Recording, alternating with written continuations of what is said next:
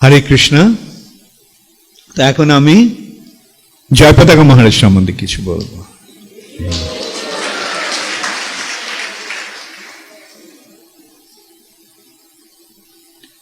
আমি জয়পতাকা মহারাজের প্রথম দর্শন পাই যখন আমি মায়াপুর মন্দিরে আসি। আমি এসেছিলাম সন্ধ্যাবেলা তখন কীর্তন হচ্ছিল এবং সেই কীর্তনে ভক্তরা অপূর্ব সুন্দরভাবে নাচছিল, কীর্তন করছিল, খুব ভালো লেগেছিল এসেই এখানে। তারপরে যখন কীর্তন শেষ হলো তখন একজন সন্ন্যাসী তিনি জয়ধ্বনি দিচ্ছিলেন। তা আমি তখন জয়ধ্বনিটা ঠিক জানতাম না। আমরা মন্দিরে গিয়ে শুধু প্রণাম করা এইটুকুই জানতাম। এইভাবে সবাই প্রণাম করে আছে আর জয়ধ্বনি দিয়ে যাচ্ছে। আমার তখন মনে হচ্ছিল এই জয়ধ্বনি যেন শেষ হবে না, ক্রমাগতই চলছে। এবং যিনি সেই জয়ধ্বনি দিচ্ছিলেন তিনি হচ্ছেন শ্রীল জয়পতাকা মহারাজ। এবং সেই দিন আমার সঙ্গে ওনার পরিচয় হয়নি। পরের দিন সকালেই আমি মস্তক মুন্ডন করে ফেলি, করে ভক্তি জীবন অবলম্বন করি। তখন ভক্তরা আমাকে জয়পতাকা মহারাজের কাছে নিয়ে গিয়েছিলেন। তখন জয়পতাকা মহারাজ আমাকে একটা ফর্ম দিয়েছিলেন ফিল আপ করার জন্য। সেই ফর্মে একটা ছিল, খুব সুন্দর একটা পয়েন্ট ছিল। সেটাতে লেখা ছিল যে আমি কখনো এমন আচরণ করব না যার ফলে প্রভুপাদের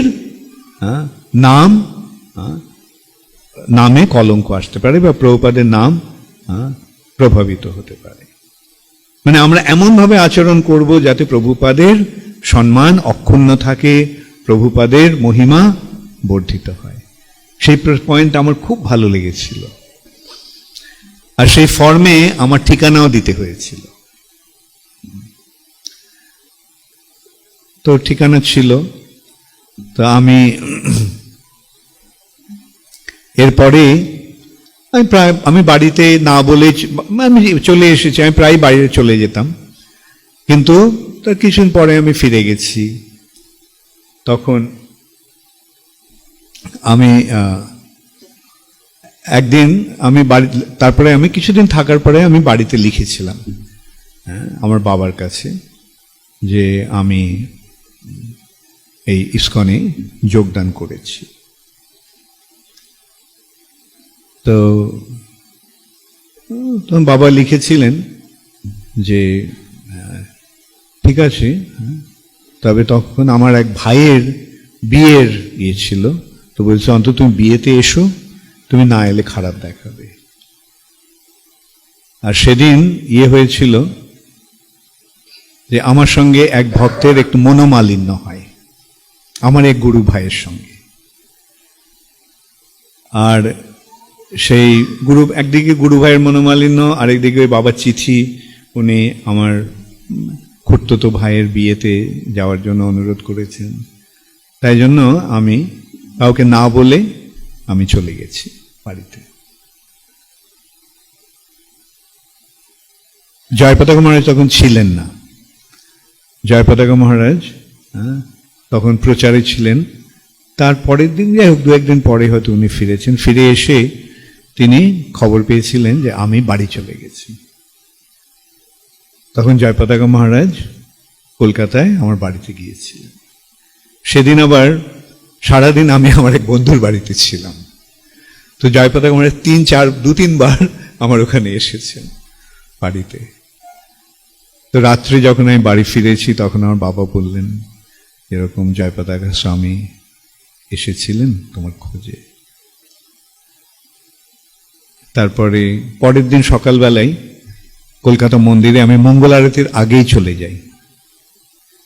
তারপর মঙ্গল আরতির সময় জয়পতাকা মহারাজের সঙ্গে দেখা হয়, খুব খুশি হন। তো উনি তারপরে আমাকে বললেন চলো মায়াপুরে যাব।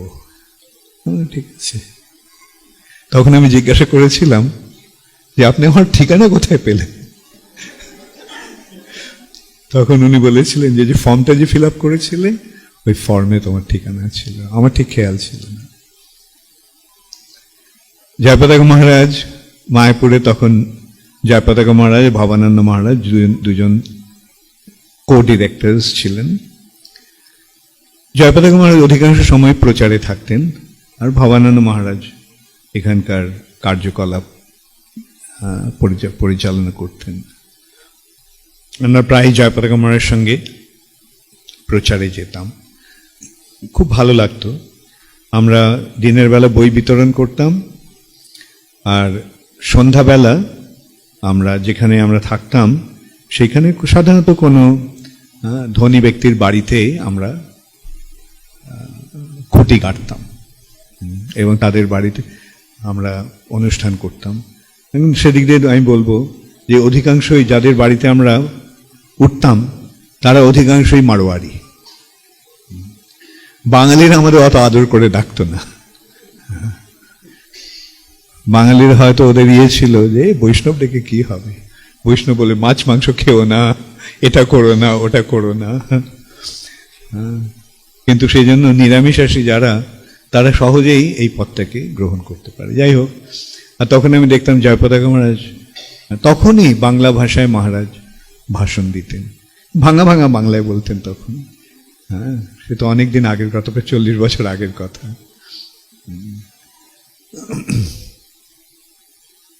আমরা গঙ্গায় সাঁতার কাটতে যেতাম, খুব মজা করতাম তখন আমরা। তখন গঙ্গা অনেক দূরে ছিল, এখন গঙ্গা অনেক এদিকে সরে এসছে, আর গঙ্গা তখন ভাঙতে ভাঙতে আসছিল, তাই জন্য গঙ্গার পাড়টা অনেক উঁচু ছিল তখন।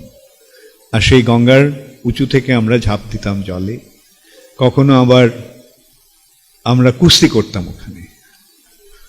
আমরা বলবো না, অন্যেরা, আমি অতটা ছিলাম না। তো আমাদের আরেকজন সন্ন্যাসী ছিলেন, তার নাম হচ্ছে গুরু কৃপা মহারাজ। হ্যাঁ, আর ওনার দলটা ছিল খুব আমেরিকান, সবাই অধিকাংশই আমেরিকান। ভানু মহারাজও ছিলেন ওই দলে, তিনি একমাত্র নন আমেরিকান ছিলেন। আর ওরা খুব উৎসাহ মানে ছিল, উৎসাহময় ছিল। তারা সুন্দর, খুব উচ্চ ঈশ্বরে কীর্তন করতো সন্ধ্যাবেলা, নাচতো উন্মাদের মতো।